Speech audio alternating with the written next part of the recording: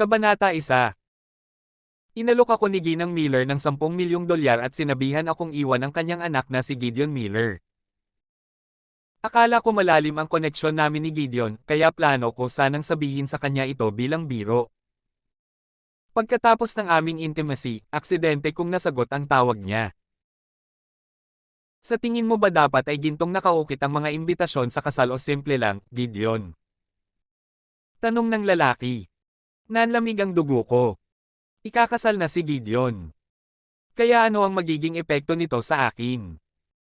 Noong araw ng kasal ni Gideon, inimpake ko ang lahat ng dala namin sa mga nakalipas na taon at ipinadala ito sa kanya. Pagkatapos ay sumakay ako ng eroplano papuntang ibang bansa. Pagkalipas ng 2 taon, ginamit niya ang lahat ng panlilinlang sa libro para akitin akong bumalik para lang manood ako ng paputok.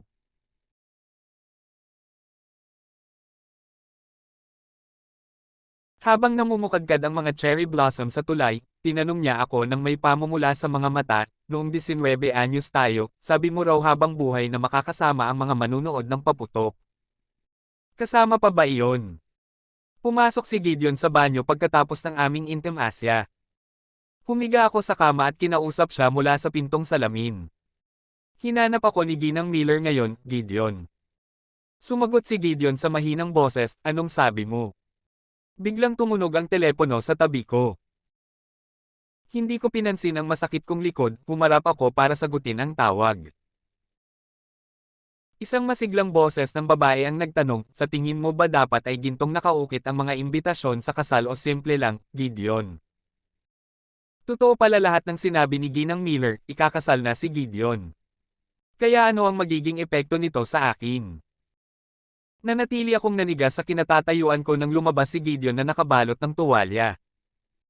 Lumapit siya sa akin at hinaplos ang leeg ko. Galit ka ba? Itinulak ko siya palayo at casual na sumagot, tinatanong ng nobya mo kung dapat bang gold emboss ang mga imbitasyon mo o simple lang. Walang pag-aalinlangan, mabilis na hinubad ni Gideon ang tuwalya, nagpalit ng kanyang suit, at mabilis na lumabas ng pinto. Nang gabing iyon, paulit-ulit akong naghugas. Hindi niya ako tinawag kahit pagsapit ng umaga. Magkaklase kami ni Gideon noong high school. Noon, isa siyang minamahal na anak ng isang makapangyarihang pamilya na may napakaraming humahabol at walang katapusang mga love letter na nakasiksik sa kanyang drawer. Hindi ko lubos maisip na may isang taong katulad niya na magkakagusto sa akin. Kaya nga, hindi ako naniwala sa kanya noong umamin siya ng nararamdaman niya sa akin noong araw ng aming pagtatapos. Para patunayan ang kanyang katapatan, sinamahan ako ni Gideon sa isang maliit na bayan. Kumain kami sa mga lumang kainan sa tabi ng kalsada. Ipinaalala niya sa akin na may gusto siya sa akin sa loob ng 2 buong buwan na parang natatakot na baka nakalimutan ko na. Tinanggap ko lang ang nararamdaman niya isang araw bago ang aming pagpasok sa kolehiyo. Tulad ng maraming ibang magkasintahan, gumugol kami ng 4 na magagandang taon na magkasama sa kolehiyo. Pagkatapos ng graduation, si Gideon ang humawak ng negosyo ng kanyang pamilya, habang ako naman ay naging guro ng wika sa pinakamahusay na pribadong high school sa Windleton. Nagkataon lang na ang mamumuhunan ng high school ay isa sa kanyang matalik na kaibigan. Sa sandaling iyon, napagtanto ko na ang buhay ko ay palaging konektado kay Gideon. Pero ngayon, iniwan niya ang lahat para sugurin ang babaeng iyon dahil lang sa isang tawag sa telepono. Iniwan niya ako. Parang may inis siya rito kung mahuli siya kahit isang segundo. Hindi ko nga alam kung kailan nagka-fiancé si Gideon. Basta, niloko niya ako sa mga nakalipas na taon. Nang sumunod na pagkikita namin, sinusundo na ako ni Gideon mula sa trabaho na parang walang nangyari. Pupunta ako sa bahay mo mamayang gabi, Janice. Sinampal ko siya ng malakas. Pagkatapos, binawi ko ang kamay ko. Humakbang palapit si Gideon, at itinulak ako patalikod sa kotse. Ang kanyang mga matang hugis almond ay nakatutok sa aking mga collarbone, malinaw na nagpapahiwatig na ako ang kusang loob na nag-alay ng aking sarili sa kanya. Tinulak ko siya palayo at itinaas ang kamay ko, pero pinigilan niya ako. Tapos ka na bang gumawa ng eksena, Janice? Si Gideon, na dating mahalaga sa akin, ay kasalukuyang inaakusahan akong gumagawa ng eksena, lahat para sa ibang babae. Paano nga ba nauwi sa pag-ibig ko na walang kabuluhan ang 8 taong relasyon namin? Para sa kanya, isa lamang akong lihim na mangingibig na hindi karapat-dapat ipakita sa publiko. Kinagat ko ang labi ko at dinuraan si Gideon. Walang hiya ka, Gideon. Hinawakan niya ang braso ko. Lamambat ang tono niya nang sabihin niya, ayokong saktan ka. Kung papayag ka, pwede pa rin tayong bumalik sa dati. Hinihiling ba niya sa akin na maging lihim niyang kasintahan tulad ng dati? Patuloy akong hinikayat ni Gideon. Dapat mong maunawaan na ang isang tulad ko ay kailangang magpakasal sa isang taong may katulad na katayuan at posisyon. Malapit na ang mga Hoffman at Miller sa loob ng maraming henerasyon, at si Miriam na ang hahawak sa subsidiary ng mga Hoffman. Ang pagpapakasal sa kanya ang perpektong kasunduan. Tanong ko, paano naman ako? Kabanata 2. Humagalpak ng tawa si Gideon at sinabing, nilinaw ko na ang aking sinabi, Janice. Isa kang guro ng wika, hindi ito dapat lampas sa iyong pangunawa. Huwag na muna nating pag-usapan ang pamilya mo, tingnan mo nga naman, isa ka lang guro. Hindi mo nga naiintindihan ang mga patakaran sa mundo ng negosyo, kaya paano ka makakasama ko? 11. Nakakatawa ang mga sinabi niya, kaya itinaas ko ang kamay ko para sampelan ulit siya. Nabigla ako, at itinulak ako ni Gideon papasok sa kotse. Nababaliw ka ba? Hinawakan ko ang pulso niya at kinagat ng mariin. Hinayaan niya ako, at binitawan ko lang siya nang malasa ko ang metal na amoy ng dugo sa bibig ko. Napakawalang hiya mo, Gideon. Ikaw nga ang nagsabing nagustuhan mo ang pagiging simple at inosente ko, pero ikaw pa ang nagsabing hindi ako sapat na maalalahanin para manatili sa tabi mo. Nasasabi mo naman talaga ang gusto mong sabihin, di ba? Bulyo ko. Walang imik si Gideon at bumalik sa driver's seat. Dahil sawa na akong makipagtalo, hinayaan ko na lang siyang magmaneho. Huminto ang sasakyan sa labas mismo ng gusali ko makalipas ang kalahating oras. Bago ako bumaba ng kotse, inabot sa akin ni Gideon ang 2 imbitasyon. Alin ang mas maganda, yung may gintong embossed o yung plain? Tumago sa puso ko ang mga salita niya, at sobrang sakit na halos hindi ako makahinga. Dinampot ko ang mga imbitasyon at inihagi sa mukha niya. Dumampi ang matigas na curtain sa pisngi niya na nag-iwan ng bakas ng dugo. Lalong nanikip ang dibdib ko, parang may mabigat na bagay na dumudurog dito. Umakyat ako nang hindi lumilingon. Alam na alam ni Gideon kung paano ako saktan. Noong nagmamahalan pa kami, hindi ko akalain na ang taong pinakamamahal ko pala ang siyang labis na makakasakit sa akin. Dumating si Miriam Hoffman sa paaralan kinabukasan. Maganda siya at kasing ganda ng kanyang boses. Umalis ka sa lugar na ito at layuan mo si Gideon. Nilinaw niya ang kanyang intensyon sa pamamagitan ng kanyang mga salita. May gusto ka ba sa kanya? Tanong ko. Ngumisi si Miriam. Pag-aasawa lang naman ito ng kaiganhawahan. Hindi kailanman ang pag-ibig ang layunin. Kahit sinong supling ay gagana ng maayos basta't inuuna nito ang kapakanan ng pamilya. Matagal ko nang alam ang tungkol sa pag-iral mo, pero hindi mahalaga iyon. Ako lang ang pakakasalan ni Gideon. Ang hinahanap ko ay ang posisyon ni Ginang Miller, pero ako na ang sentro ng atensyon simula pa noong bata pa ako. Nagpatuloy siya, dahil gusto niya akong pakasalan, kailangan niyang putulin ang ugnayan sa mga taong hindi nararapat. Kaya kailangan mong umalis. Natagpuan ko ang aking sarili na tumatawa dahil sa tuwa, dahil sa aking katangahan, at dahil sa natanggap ni Gideon ang nararapat sa kanya. Hindi po ako aalis, Ms. Hoffman, pero wala na po akong pakikisama kay Gideon. May simpleng disente naman po ako, ang malaman na pagiging isang mandaragit ng tahanan ay sadyang hindi ko kayang gawin, sagot ko. Ikaw. Alam ni Miriam na iniinsulto ko siya, pero iyon din ang totoo. Ang nakataas niyang kamay ay lumutang sa ere bago bumagsak pabalik sa kanyang tabi. Muling nagmura siya, Gideon, ang kupol na yan. Nang hindi nakuha ni Miriam ang gusto niya, gumamit siya ng ibang paraan para pilitin akong umalis. Kung alam ko lang kung gaano kalihim ang mga taktika niya, aalis na sana ako nang walang pag-aalinlangan noon. Nagsimulang mag-trending sa social media ang babaeng guro mula sa Wendleton Private High School, inakit ang mayaman na negosyante. Isang larawan namin ni Gideon na magkatalik sa sopa ang ibinahagi online. Nikatikip ng husto ang kanyang mukha, ngunit lantad naman sa publiko ang akin. Ipinatawag ako ni Harvey Morty sa kanyang opisina. Sabi niya, alam kong si Gideon ang taong iyan, pero masyado nang malaki ang naging epekto ng insidenteng ito, kaya nagpa siya ang paaralan na i-dismiss ka na. Ganoon na lang, nabibigatan ako sa mga walang basang paratang, itinakwil ng aking mga estudyante, at inireklamo ng aking mga magulang. Nawalan din ako ng trabaho. Kabanata 3. Pag-uwi ko, napansin kong may nagsabwag ng pulang pintura sa pinto ko. Kinuha ko ang mga susi ko para buksan ang pinto. Nakaupo si mama sa sofa, hinihintay ang pag-uwi ko. Isang tasa ang lumipad papunta sa akin bago pa ako makalingon. Dumaan ito sa noo ko at bumagsak sa lupa, kung saan ito nabasag at naging maliliit na piraso ng salamin. Iyon ang mug na binili sa akin ni Gideon noong namimili kami sa The West Hill noong nakaraang taon.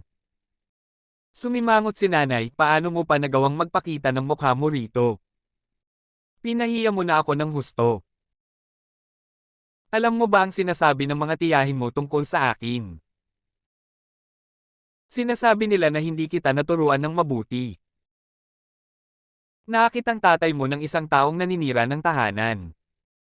Alam mo namang pinakaayaw ko sa mga taong naninira ng tahanan, pero ikaw mismo ay naging isa. Sa halip na magkaroon ng maayos na relasyon, pinili mo pang makipagrelasyon sa isang lalaking nahuli na. Nakaka-excite ba ang mamuhay ng ganito?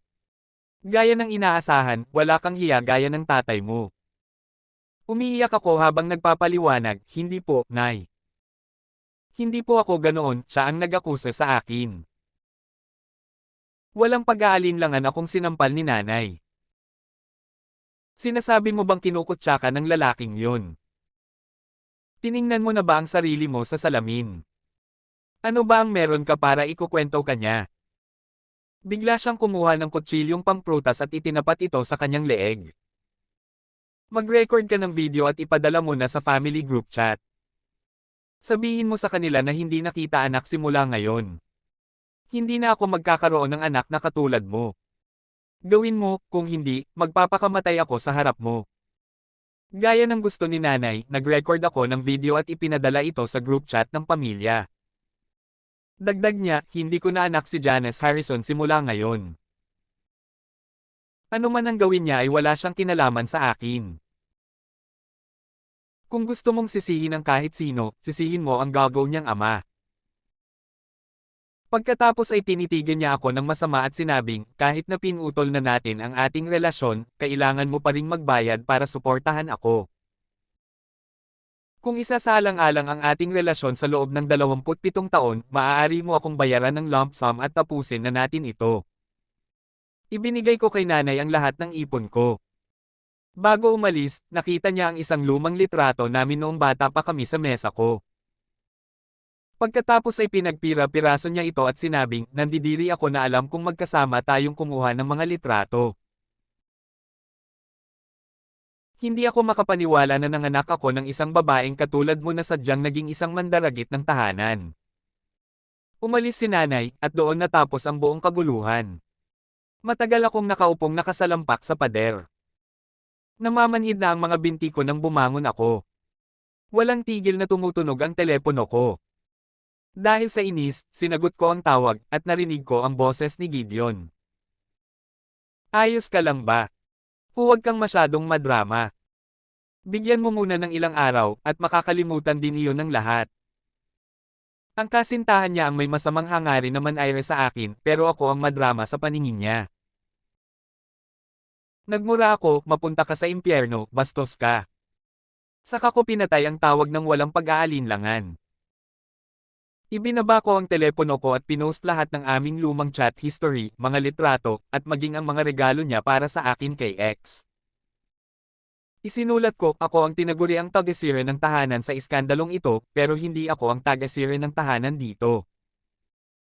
Kung tungkol naman sa pagkakakilanlan ng tunay na taga-sira ng tahanan, naniniwala akong mas makakaalam sina G. Gideon Miller at Ginang Miriam Hoffman. Labis akong nalungkot nang malaman ko ang tungkol sa kasal ng mga Miller at ng mga Hoffman. Naisip ko na ang aming 8 taong relasyon ay panandalian lamang sa paningin ni Mr. Miller. Isa lamang akong pangmatagalang kasama niya.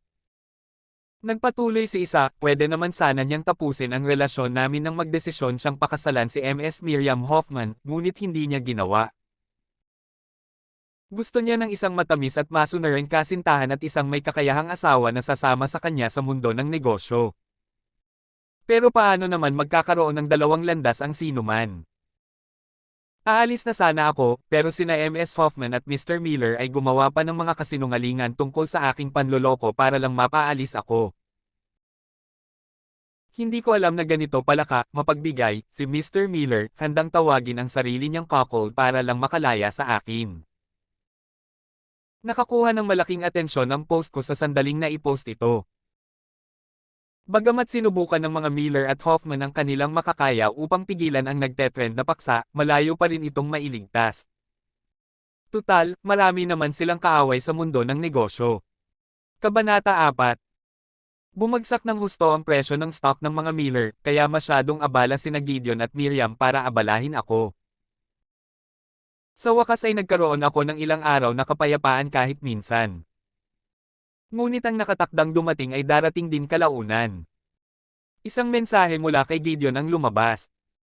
Larawan iyon ni nanay na isinugol ang suportang natanggap niya mula sa akin ilang araw na ang nakalipas. Ganito ang sabi niya, matalino kang tao, Janice.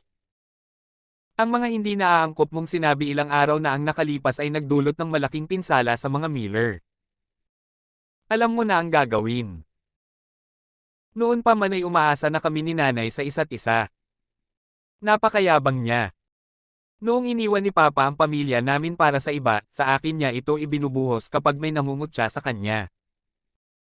Ngayon, dahil sa mga kritisismo ng lahat sa internet, ako na ang naging taong pinakakinaiinisan niya. Hindi ko siya sinisi sa pagtatangka niyang ilayo ang sarili niya sa akin. Hindi ko kayang tumayo lang at panoorin siyang masaktan. Kalaunan, sumuko na rin ako. Milyon-milyong tao ang dumagsa pagkabukas ko pa lang ng livestream. Nagpadala sa akin si Gideon ng mensahe na nagsasabing, alam mo kung ano ang dapat at hindi dapat mong sabihin. 11. Sumagot lang ako, umalis ka na. Binawa ng mga tanong ang comment section ng ilan ay mariing ipinagtatanggol ako, habang ang iba naman ay sumusuporta kina Gideon at Miriam. Wala ni isang mabuting anak dyan. Hindi ito ang unang beses na nagtaksil sila sa isang relasyon. Good luck, Binibini. Naniniwala kami sa iyo. Nandito na yan. Napakalakas ng mga Miller. Kaya niyang maghanap ng kahit sinong magugustuhan niya. Kailangan pa ba niyang lokohin ito? Malamang ay sinusubukan lang nitong i-blackmail si Gideon Miller. Mayaman si Gideon Miller, hindi bulag. Kung ako sa kanya, si Miriam Hoffman din sana ang pinili ko. Makinig ka lang sa akin, miss, hindi madaling maging asawa ng mayayaman. Dapat ako na lang ang i-date mo. Sa wakas ay nagsalita na ako sa gitna ng mga sabik na manunood. Sinimulan ko ang livestream na ito para lang humingi ng tawad sa lahat. Pasensya na sa pagdaye ko sa inyong lahat. Binawa ng kalituhan ang comment section. Nagpatuloy ako, nakipagrelasyon ako kay Mr. Gideon Miller ng ilang taon pero tapos na ang lahat ng iyon. Magkamukha sina Ms. Miriam Hoffman at Mr. Gideon Miller, at ang sarili kong ayaw tanggapin ito ang humantong sa kaguluhang ito. Muli, taos puso akong humihingi ng paumanhin sa sinumang nasaktan ko. Pasensya na. Nagpalit agad ng pananaw ang mga komento, lahat sila ay nagmumura na sa akin ngayon. Gayunpaman, napakaraming masasakit na salitang iyon ang nakita ko kaya manhid na ako ngayon. Biglang natapos ang livestream. May kumakatok sa pinto. Napayuko ako sa sofa, wala nang pakialam kung sino ang nasa pinto. Hindi mahalaga kung hinahanap nila ako o nagkataong kumatok sa maling pinto. Naririnig ko ang tunog ng pag-unlock ng fingerprint lock. Isang matangkad na figure ang lumapit at umupo sa harap ko, alam kong si Gideon iyon. Aniya, salamat sa pagiging maunawain. Nailipat ko na ang villa sa silangan ng lungsod sa pangalan mo. Ituring mo na lang ito bilang kabayaran sa lahat. Kaya ko pa ring umakto na parang walang nangyari basta't handa kang gawin din ang pareho. Si Gideon ang pinakamahusay na nakakaalam kung paano ako guluhin. Nang mapansin niya ang aking pananahimik, nagpatuloy siya, tutal, pagkatapos ng pangyayaring ito, wala nang ibang mangangahas na hawakan ka maliban sa akin. Tumayo ako mula sa sofa, dahan-daang lumapit sa kanya, at sinampal siya ng malakas. Bahagyang umangat ang mga labi ni Gideon nang hawakan niya ang pisngi niya, kung saan ko siya sinampal. Tila kakaiba siyang nasiyahan. Napakawalang hiya mo. Singgal ko. Hinawakan ni Gideon ang palso ko at ngumiti. Alam mo na yan noon pa. Napasigaw ako ng hysterical, lumayo ka. Kinuha ni Gideon ang kanyang blazer at naglagay ng card sa mesa. May 5 milyon sa account. Gastusin mo ito sa anumang paraan na gusto mo. Tiyak na nakaapekto ang kaguluhan sa aking damdamin nitong mga nakaraang araw. Bigla akong nakaramdam ng matinding kirot sa aking tiyan, at ang mainit na likido ay nagsimulang dumaloy sa aking mga binti. Nagawa kong i-dial ang emergency number bago pa ako mawalan ng malay. Siguro ito na ang pinakamabuti. Tapos na sana ang usapan namin ni Gideon ngayon. Kabanata 5. Noong araw ng kasal ni Gideon at Miriam, inimpake ko lahat ng gamit niya at ipinadala ang mga ito sa kanya. Tinawagan ko si Ginang Miller. Mayroon pa ba kayong alok? Tumawa siya at sumagot, syempre. Kunin mo lang ang pera at umalis ka na ng tuluyan. Mas makakabuti kung hindi ka na babalik. Hindi nagtagal ay inilipat sa akin ni Ginang Miller ang ipinangakong 10 milyon. Dala ang pera mula kay Ginang Miller at ang 5 milyon na naiwan ni Gideon ng gabing iyon, sumakay ako sa eroplano patungong ibang bansa. Pagkalipas ng 6 na buwan, nakatanggap ako ng tawag mula kay Gideon noong ako ay nasa isang maliit na bayan sa Hilagang Oria. Wala siyang gana habang paulit-ulit niyang binabanggit ang pangalan ko. Bumalik ka na naman, Janice. Miss na kita. Tinapos ko na ang tawag at nagkunwari na walang nangyari. Gayunpaman, bigla akong nakatanggap ng text sa kalagitnaan ng gabi. Ang nakasaad dito ay, no. 80, Road Town. Pupunta ako para iuwi ka. Sa galit ko, kinaila ko ang SIM card. Pagkatapos ay nag-impake ako at umalis ng hating gabi. Nawala ang galit ni Gideon matapos marinig na nawala niya ang aking kinaroroonan. Sinimulan niyang murahin at sigawan ang kanyang assistant na si Henry Arland. Gayunpaman, nagsimulang damyugo ang kanyang tiyan dahil sa lahat ng alak na nainom niya noong nakaraang araw. Wala na siyang nagawa kundi ang mag-alburuto sa galit. Binabato ni Gideon ang isang baso kay Henry nang pumasok si Miriam. Tumama ang baso isang talampakan ng layo mula sa kanyang kinatatayuan, at nabasag ito.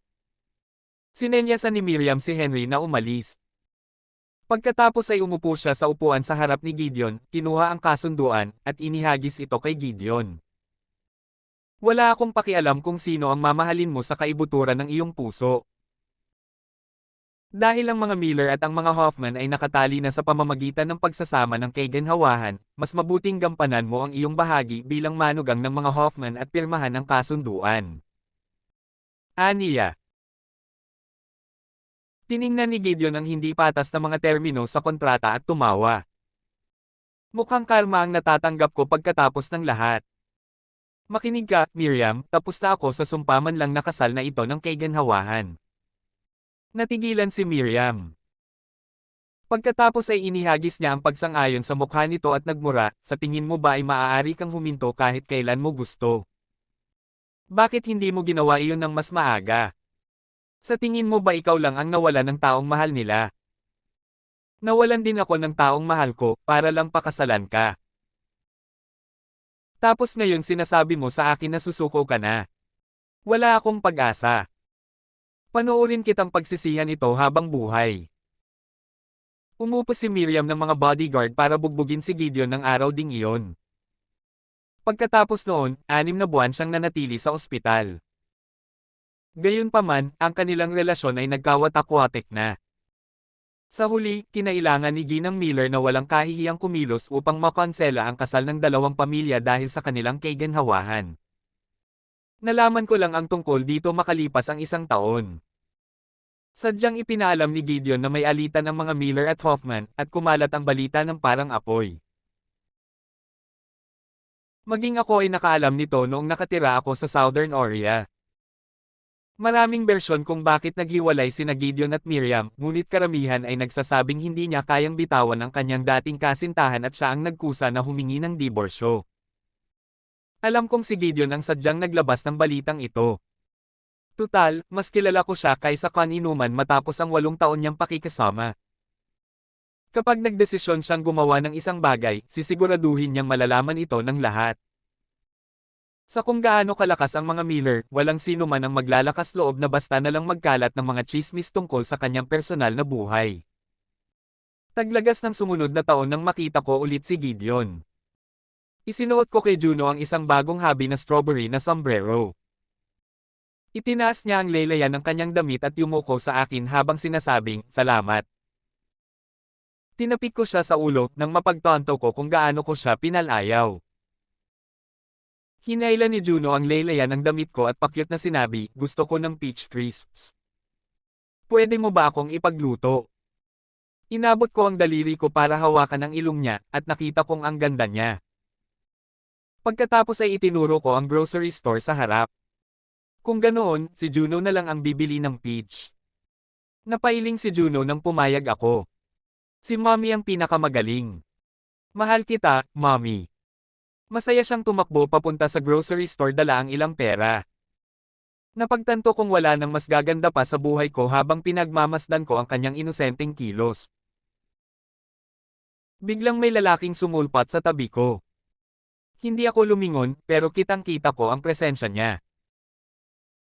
Dahil sa pagkailang, bahagya akong lumayo. Dahan-dahan siyang nagsalita sa malalim na boses. "Anak ko ba siya?" Naguguluhan man ay lumingon ako at sinalubong ang tingin ng lalaki. Tunay ngang naging isang kahangahangang lunas ang panahon. Dati ay tinag sa puso ko si Gideon, pero sa loob lang ng 2 taon, nakalimutan ko na ang boses niya. Malamig kong sinabi, "Naging tanga ka ba pagkatapos mong ikasal, Mr. Miller?" Nakatayo si Juno sa pasukan ng grocery store, iwinagayway ang 2 malalaking peach sa kanyang mga kamay bago tumakbo papunta sa akin. "Ayokong makita ka ng anak ko, Mr. Miller." Kinuha ko ang mga peach mula kay Juno at hinawakan ang kamay niya. Pagkatapos, umuwi na kami. Habang naglalakad siya, lumingon siya para tingnan si Gideon. Pagkatapos ay nagtanong siya, "Sino yung kakaibang mister na yon, Mommy?" Mukhang maiiyak na siya. Ginulo ko ang buhok niya at pinaalalahanan siyang ito ng tingin sa daan. "Isa lang siyang masamang mister na hindi tapat. Hindi mo matututunan ang mga ginagawa niya, Juno." Itinaas ni Juno ang kanyang kamay at sumagot, "Pangako po na magiging mabuti at tapat akong bata. Hindi po tayo makikipaglaro sa masamang ginoo kung gayon, Mommy." Nakatayo si Gideon at pinapanood kami mula sa malayo habang gumagawa kami ni Juno ng peach crisp sa bahay. Nasa edad na siya kung saan mausisa siya sa lahat ng bagay. Habang hinahalo niya ang mga toppings, tumangala siya at nagtanong, "Kaibigan mo ba ang masamang mister na yan, Mommy? Bakit niya tayo tinititigan?" Hiniwa ko ang peach at sumagot, "Kaibigan ko nga ang mister na iyon 2 taon na ang nakalilipas, pero ngayon, ayaw ko na siyang maging kaibigan." Lumapit si Juno at niyakap ang mga binti ko. Kung ayaw siyang maging kaibigan ni Mommy, edi ayoko ring maging kaibigan niya. Lumabas na ako pagkatapos makatulog si Juno. Naglakad si Gideon palapit sa akin at huminto ng halos 1 hakbang sa harap ko. Tinitigan niya ako ng may pagod na mga mata. Tinanong niya, "Maayos ka ba, Janice?" Sumagot ako, "Syempre naman. Mas maganda pa sana kung hindi ka sumipot." Namumula ang mga mata ni Gideon habang marahang nakangiti. Salamat sa pag-aalaga mo sa anak namin. Pasensya na sa nagawa ko. Tinitigan ko siya na parang baliw.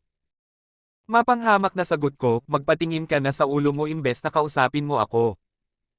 Anak ko si Juno. Wala siyang kaugnayan sa iyo.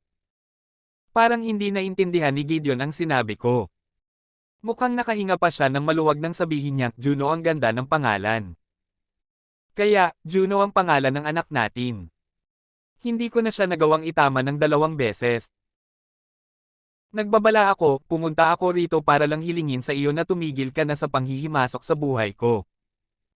Ayoko nang magduso muli sa mga taktika ni MS Hoffman. Siguro walang kahulugan sa iyo ang reputasyon ng isang babae, pero para sa akin, ito na ang huling dayami na maaaring sumire sa akin. Kung may pakialam ka pa rin sa ating nakaraan, pakiusap, pakawalan mo na lang ako, Mr. Miller. Hinawakan ni Gideon ang palso ko. Tumulo ang mga luha niya sa likod ng kamay ko. Ano ang magagawa ko para mapatawad mo ako, Janice? Kabanata 6. Napatitig ako sa kamay ni Gideon na nasa palso ko. Nag-aatubiling binitawan niya ito ng mapagtanto na hindi iyon nararapat. Tinanong ko, ano ang saysay ng pagpapatawad ko sa iyo, Gideon?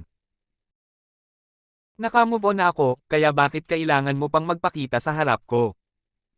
Nasasaktan ka ba na makita akong namumuhay ng maayos? Nawala ng malay si Gideon habang nagmamadaling magpaliwanag, hindi naman ganoon. Gusto ko lang na manatili ka sa tabi ko. Nakapag-move on na ako, pero ang paglabas niya ay nagpaalala sa akin ng kahihiyan ko noon. Sumiklab ang galit sa loob ko at itinaas ko ang kamay ko para sampelan siya ng malakas. Sumigaw ako, walang hiya ka talaga, Gideon. Gayunpaman, sa kabila ng lahat ng ito, si Gideon ay nawala sa pag-iisip habang nakatitig sa akin. Ang kanyang mga titig ay higit pa sa magiliw, na para bang nakatingin siya sa kanyang pinakamamahal. Hindi ko nakuha ang pag-ibig niya 2 taon na ang nakalilipas, at ngayon, isa na lamang itong bagay na maaari ko nang itapon. Sa mga sumunod na araw, madalas na sumusulpot si Gideon kung saan kami nagkataong naroon ni Juno. Mausisang bata si Juno. Kaya niya itong patawanin kahit sa pinakamaliliit na bagay lang. Kinamuhian ko si Gideon, pero kaya ko lang tanggapin iyon habang pinapasaya niya ito. Isang gabi ng taglagas, maliwanag na sumikat ang kabilugan ng buwan. Dahil may regular na gawain si Juno, nakatulog siya pagsapit ng 8:00 ng gabi. Malungkot na umupo si Gideon sa hagdan ng bato sa labas ng pinto ko. Lumingon siya at binigyan ako ng pilit ng ngiti paglabas ko. Tumayo ako sa likuran niya, pinagmamasdan ang buwan na sumisilip mula sa mga puno, at mahina akong nagtanong, lumabas na ba ang resulta ng pagsusuri? Biglang lumingon si Gideon at ngumiti ng mapait. Wala pala talagang kaugnayan sa akin si Juno. Napakabait niyang bata, at kamukha natin siya. Akala ko talaga anak natin siya. Alam ko na ang ginagawa niya noong sinadya niyang lumapit kay Juno. May mga bagay siyang kailangan tuklasin mismo. Kung hindi, hindi siya maniniwala sa mga iyon. Nagpatuloy si Gideon, ayos lang. Magugustuhan ko siya basta't maging iyo siya. Natawa ako sa kay-abangan niya. Hindi ko kailangan na magustuhan niya ang akin. Patuloy na nakatitig sa akin si Gideon. Bago ko isinara ang pintong kahoy, sinulyapan ko muna ang buwan sa huling pagkakataon bago pinigilan ang pagtulo ng luha sa aking mga mata. Nagkaroon nga tayo ng anak, Gideon. Pero nawala na iyon nang iwan mo sa akin ang $5 milyong na card na iyon, sabi ko. Tumayo si Gideon at lumapit sa akin. Gusto niya sanang kumpirmahin kung totoo ang sinabi ko, pero hindi ko siya pinakinggan. Habang niyayakap ko si Juno ng gabing iyon, naisip ko ang anak natin. Kung buhay pa sana ang bata ay magiging kasing cute ni Juno. At tulad ni Juno, pipilitin din ako ng batang iyon na gumawa ng peach crisps. Tatayo ang bata sa harap ng grocery store at tatawagin akong, Mommy. Yayakapin din niya ako habang nagpapakyot. Pero Juno lang ang meron ako, buti na lang. Noon, Kinuha ko ang aking SIM card, lumipat sa ibang bansa, at lumipat sa bayang ito dahil sa isang text mula kay Gideon. Nakilala ko rin si Kerry Brooke, ang ina ni Juno. Naging mabilis ko siyang kaibigan. Kakawala lang niya ng asawa at nakikipaglaban sa isang malubhang sakit. Bago siya pumanaw, ipinagkatiwala niya sa akin si Juno. Mula noon, ako na ang naging mommy ni Juno, at siya naman ang naging anak ko. Namuhay kami ng masaya at payapa sa maliit na bayan na ito. Dumating si Gideon sa tamang oras sa harap ng pinto ko kinabukasan ng madaling araw. Tumakbo agad si Juno papunta sa pinto pagkagising niya. Alam kong hinahanap niya ito, kaya tinulungan ko siyang buksan ang pinto. Hawak ni Gideon ang almusal sa isang kamay habang karga naman siya sa isa pa niyang kamay. "Namiss mo ba ako, Juno?" Mabilis na naging malapit si Juno sa kanya nitong mga nakaraang araw pero walang mangyayari sa pagitan namin. Kaya naman, kahit na gusto siya nito, kailangan pa rin niyang umalis. Pagkatapos ng tanghalian, dinala namin ni Gideon si Juno sa parke para maglaro. Diretsahan ko siyang sinabihan. "Gusto kong umalis ka. Kung hindi, aalis na ako kasama si Juno. Pero ayoko talagang mamuhay ng walang humpay. Para sa kapakanan ng pagiging walang kapintasang kasintahan mo sa loob ng 8 taon, maaari mo bang gawin ang isang bagay na ito para sa akin?" Kabanata 7. Kilalang-kilala namin ang isa't isa. Alam na alam namin kung ano ang sasabihin para masaktan ang isa't isa. Nasaktan si Gideon sa mga sinabi ko. Hindi siya madaling umiyak pero parang madalas siyang umiyak nitong mga nakaraang araw. Nangilid ang mga luha sa kanyang mga pisngi habang nakatingin sa akin ng may guilt sa kanyang mga mata. "Please, huwag mong sabihin yan. Hindi pa ako tapos sa kanya. Ano pa bang gusto mong sabihin ko kung iyon ang totoo?" 11. Naglalaro si Juno kasama ang mga langgam sa damuhan. Sumigaw siya, "Mama, tingnan mo, hindi na nila mahanap ang daan." Lumapit ako at dahan-dahang nagkwento sa kanya ng isang kwentong engkanto tungkol sa mga langgam. Nahihilo si Gideon habang papalapit siya. Para bang nahirapan siya sa pagtakbo sa maikling distansya. Maya-maya, tumayo siya sa likuran ko at nabulunan, "Pwede ba itong maghintay hanggang mamayang gabi? Aalis na ako pagkatapos mamayang gabi." Nagsimulang umulan pagkatapos niyang magsalita. Hindi ko siya sinagot, tahimik na sumasang-ayon. Hindi mahalaga kung aalis siya. Kinabukasan, tuwang-tuwa si Juno na tumakbo papunta sa pinto gaya ng dati. Tinulungan ko siyang buksan ang pinto. Wala roon si Gideon. Tanging isang pumpon ng champagne roses na dumating ng huli, at 2 set ng almusal ang natira para sa kanya. Tumangala si Juno nang lumuluha at nagtanong, "Nasaan si Tio Gideon, nanay?" Pinulot ko ang mga rosas at almusal at hinawakan ang kanyang kamay. Habang naglalakad kami papasok ng bahay, inalo ko siya. Matagal nang wala si Tio Gideon. Namiss siya ng kanyang mommy, kaya umuwi na siya. Kinain ni Juno ang almusal na iniwan niya at tinanong ako ng may pidgel na hikbi, babalik pa rin ba siya kung ganoon. Pinunasan ko ang mga luha sa kanyang mga pisngi at ngumiti. "Juno, dapat kumain ka at lumaki kang maayos. Bibisitahin ka ni Tio Gideon kapag libre na siya." Pagkaalis ni Gideon, bumalik kami sa aming mapayapang buhay. Ganito lang ang dati. Paminsan-minsan ay tinatanong siya ni Juno at iniisip kung kailan siya babalik. Wala na akong natanggap na text mula sa bahay simula nang matanggap ko ang huling pagbabante mula kay Gideon. Laking gulat ko nang ang sumunod na text na natanggap ko ay tungkol sa malalang sakit ni nanay. Ganito ang nakasulat sa teksto, "Malubha ang sakit ng nanay mo, Janice. Bumalik ka agad. Peter." Hindi mahilig magbiro si Tio Peter. Inimpake ko ang mga gamit ko magdamag at nagmadaling bumalik kasama si Juno. Gayunpaman, hindi ko na naabutan si nanay sa bahay pagbalik namin sa maliit na bayan. Matapos kong magtanong sa mga kapitbahay, nalaman kong lumipat na pala siya wala pang 1 linggo ang nakalipas. Alam ko na iyon. Niloko na naman ako ni Gideon. Imposibleng makabili si nanay ng vilya sa sentro ng lungsod gamit lang ang kaya niya. Pera lang ang tanging bagay na makakapagpayag kay Tio Peter sa kasinungalingang ito. Nanirahan kami ni Juno sa lungsod. Dahil inakit ako ni Gideon pabalik, tiyak na siya mismo ang pupunta at bibisita sa akin.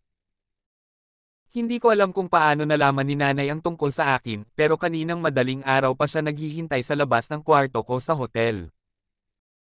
Niyakap niya ako ng mahigpit pagkakita niya sa akin, tila tuwang-tuwa na para bang ako ang paborito niyang anak na babalik. Pero, medyo nakaramdam ako ng pagkailang dahil alam kong hindi naman niya talaga ako ganoon kamahal. Sa pag-aakalang binyo-bully ako, sinimulan ni Juno na hampasin ang mga binti ni nanay. Bitawan mo si nanay, masamang babae. Saka lang napansin ni nanay si Juno. Inabot niya ang kamay ni Juno, pero iniwasan siya ni Juno. Itinuro siya ni nanay at nagtanong, anak niyo ba siya ni Mr. Miller? Hindi ko pa nasasabi sa kanya ang tungkol kay Gideon. Alam niyang may nobyo ako, pero hindi niya alam kung sino ito. Sigurado akong siya ang may pukana ng lahat ng ito. Dati akong itinuring ni nanay na isang kahihiyan at pinalayas niya ako sa pamilya. Pero ngayon, ako na ang naging pinakamamahal niyang anak dahil lang sa pera. Kabanata 8. Maging sina Tio Peter at Tia Gloria, na minsang nang insulto sa akin ng malupit, ay nag-imbite sa akin para sa hapunan. Pagkakita pa lang nila sa akin, hinawakan nila ang kamay ko at binati ako ng may ngiti. Ako ang nagbubuhat sa iyo noong bata ka pa. Sabi ni Tia Gloria, noon, bumili si Peter ng lollipop para sa pinsan mong si Bruno. Iniiyakan mo iyon, kaya agad siyang bumili para sa iyo. Natatandaan mo pa ba ito? Siyempre naalala ko. Iyon ang unang beses na nakatikim ako ng lollipop. Gayunpaman, hindi ako basta-basta binilhan ni Tio Peter ng isa. Pinupulupot at kinakain ko ang mga natirang piraso ng lollipop mula sa lupa. Hindi matiis ni Lolo na panoorin ito, kaya naglabas siya ng pera at inutusan si Tio Peter na bilhan ako ng isa. Tumangala ako sa kamerang hawak ni Tia Gloria at ngumiti. Tio Peter, Tia Gloria, pareho kayong magaling sa pagprotekta at pagdistansya sa bawat isa tuwing may problema. Iyan ay isang bagay na hindi ko kailanman matututunan, at hinahangaan ko kayo ng husto para dyan. Dahil nakita na ninyo ako, maaari na kayong bumalik ngayon. Tinapik ko ang balikat niya at sinabing, huwag kang mag-alala. Babayaran ka pa rin ni Gideon kahit gawin mo iyon. Tinawagan ako ni Gideon pagkatapos umalis ng lahat. Gusto lang kitang mapasaya, Janice. Hindi ko alam na mangyayari ito. Nanatili akong tahimik hanggang sa matapos siyang magsalita. Pagkatapos ay dahan-dahan kong sinabi, pwede mo na ba akong iwan, Gideon? Maya-maya, sumagot siya, sige. Noon pa man ay madali na nakukuha ni Gideon ang lahat ng gusto niya. Kaya naman, ganoon din ang kanyang pananaw pagdating sa pag-ibig. Inisip niya na makukuha niya ito kung gugustuhin niya. Gayunpaman, hindi ako isang bagay na maaari niyang gamitin at itaboy kung gusto niya. Hindi niya dapat ituring ang pagmamahal ko sa kanya bilang isang laro. Pinaramdam niya sa akin na ang 8 taon na ginugol ko sa pagmamahal sa kanya ay walang iba kundi isang biro. Ramdam ko ang mga sulyap sa akin tuwing inilalabas ko si Juno. Alam kong laging nandyan si Gideon. Nag-ayos si Mrs. Miller na magkita kami sa isang kafe. May inilabas siyang pulse heiress na esmeralda at iginiit na itago ko ito. Masyado akong matigas ang ulo noon, Janice. Nakatuon lang ako sa pagpapalaki ng ating mga benepisyo, hanggang sa puntong ako pa ang nag-ayos ng kasal ni Gideon. Gayunpaman, pagkatapos ikasal sina Gideon at Miriam, pareho nilang hinamak ang isa't isa. Pareho nilang iniwan ang kanilang mga mahal sa buhay upang bigyang daan ang makapangyarihang pagsasama ng negosyo at kaiganhawahan. Nagpatuloy siya, araw-araw, nilalasing ni Gideon ang sarili hanggang sa makalimot, hanggang sa puntong dumudugo ang tiyan niya. Doon ko napagtanto na ang pag-ibig ay isang bagay na hindi mabibili kahit ng pera. Ang pulse heiress na ito ay isang pamana ng pamilya ng mga Miller, na naipasa lamang sa mga manugang na babae. Sana ay mapangalagaan mo ito. Tinanggihan ko ang kahilingan ni Ginang Miller. Ibinigay ko ang aking pinakamahusay na 8 taon kay Gideon noong bata pa ako, Ginang Miller, ngunit wala siyang pakialam doon noon. Walang dahilan para patawarin ko siya at hayaan siyang gawin ang gusto niya ngayong pinagsisisihan niya ito. Gayunpaman, lumuhad si Ginang Miller at nagsimulang magmakaawa. Patawarin mo po si Gideon, Janice. Sabi ng doktor, wala na siyang masyadong oras. Maghintay ka lang ng kaunti at hayaan mo siyang gawin ang gusto niya. Magagawa mo na ang anumang gusto mo pagkatapos niyang mawala. Kahit nakamove on na ako, hindi ko maiwasang malungkot nang marinig ko ang tungkol sa sakit ni Gideon. Tiyak na pahihirapan niya ako sa buong buhay ko. 4. Yumuko ako, pinunasan ng mga luha ko, at tinulungang tumayo si Ginang Miller. Pasensya na po, pero hindi ko po magagawa yan, Ginang Miller. Dahil hindi niya nakuha ang sagot na gusto niya, nawala siya sa dati niyang kahinahunan at sinimulan akong murahin. Paano ka naman naging walang puso? Siya ang taong minahal mo ng 8 taon. Paano mo siya nagawang pretuhin ng ganito? Naawa ang lahat kay Gideon at sinisi ako sa pagiging walang puso. Nakalimutan na nilang lahat na siya ang unang naglaro sa damdamin ko at nanakit sa akin. Kabanata 9. Pareho kaming natagalan sa huli. Dumating ang isa pang spring. Umuulan ng mga bulaklak ng sereso sa tulay kung saan nangako si Gideon na magkikita kami. Tinakpan niya ng mga rosas ang mga hagdan, at ang hangin ay napuno ng kanilang bango. Nahaluan ito ng banayad na amoy ng mga bulaklak ng seresa. Umakyat ako sa walang katapusang hagdan na nababalutan ng rosas hanggang sa marating ko siya. Hawak ni Gideon ang isang magandang bouquet ng champagne rose habang naglalakad siya palapit sa akin. Naaalala kong sinabi mong gusto mo ng proposal na puno ng mga rosas.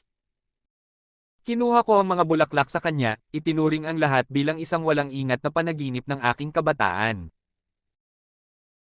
Sinimulan ni Gideon na isalaysay ang mga kwento ng nakaraan na hindi ko alam. Sa totoo lang, pumunta ako sa bar kasama si Harvey at ang iba pa pagkatapos umalis sa tirahan ng mga Hoffman. Sinabihan ako ni Harvey na alamin ko ang aking nararamdaman, ngunit ang tanging nasa isip ko lang ay ang mga interes ng pamilya. Akala ko hindi kita ganoon kamahal. Biglang tumulo ang mga luha sa kanyang mga pisngi habang sumisipol siya at nagpatuloy, pero Janice, pinagsisisihan ko na ngayon. Pasensya na. Pasensya na talaga. Nadudurog ang puso ko tuwing nagsasalita ako ng masakit sa'yo, pero sinasadya ko pa ring pagsabihan ka. Akala ko hindi sasakit ang puso ko ng ganoon, pero sobrang sakit pala noong lumingon ako.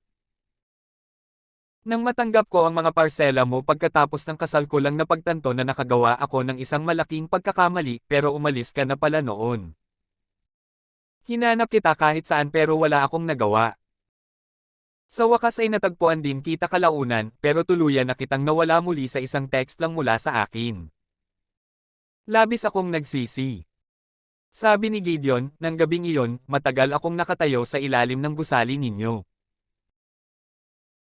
Malakas ang ulan, at narinig ko kayong tinatawag ako sa gitna ng ulan ng hindi mabilang na beses. Pero sa tuwing lilingan ako, wala ka na. Paulit-ulit kong iniisip na kung naunawaan ko lang sana ang mga bagay-bagay at hinarap ang nararamdaman ko para sa iyo ng mas maaga. Iba kaya ang kahihinatnan ng mga bagay-bagay.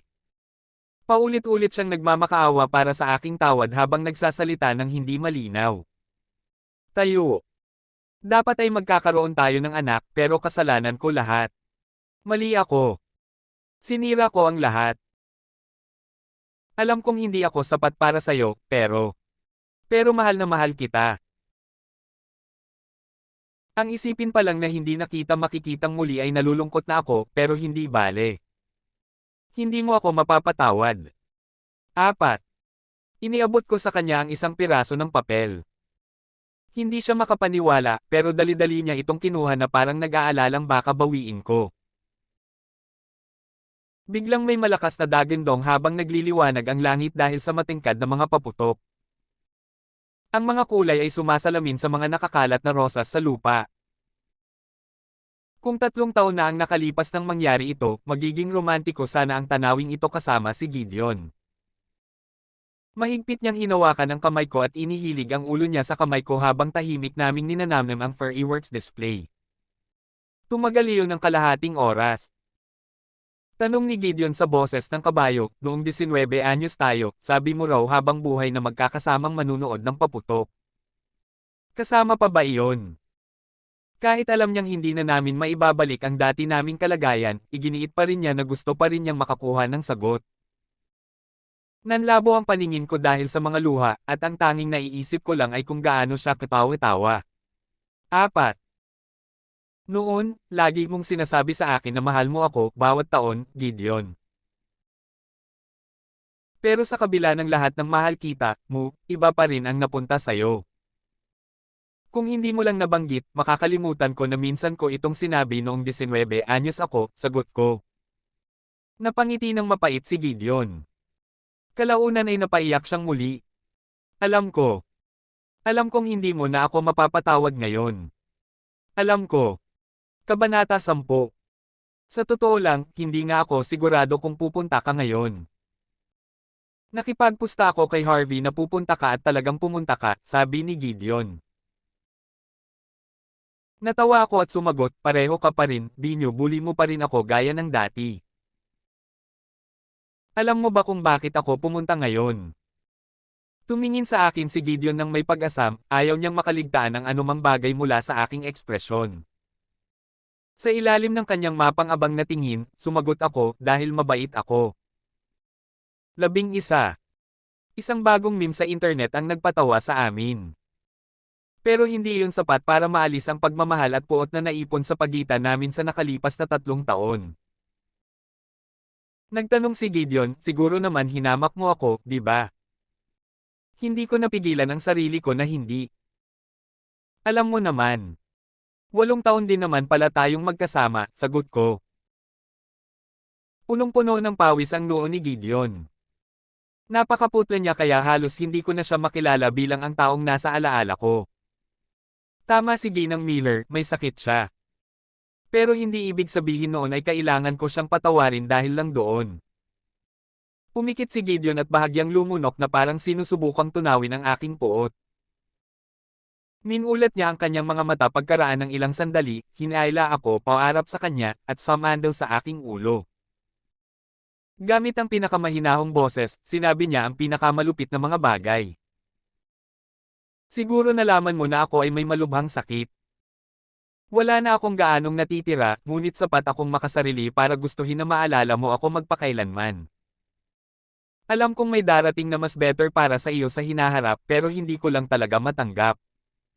Bakit hindi ako ang maging ako?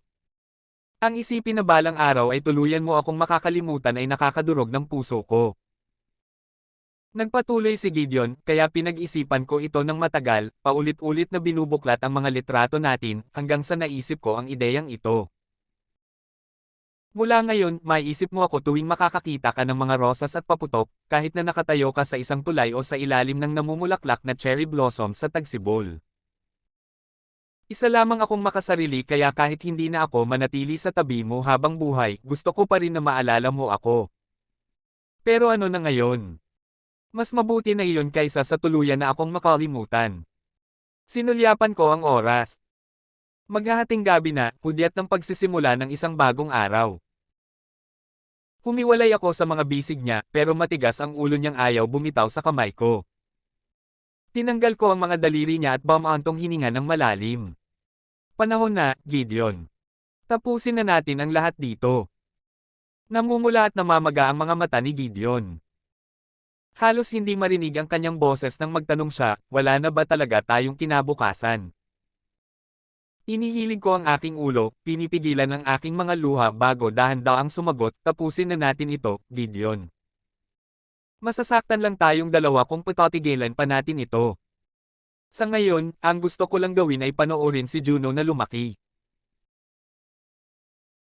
Si Gideon ay isang taong matyaga, ngunit alam niya rin na wala na talagang kinabukasan para sa atin.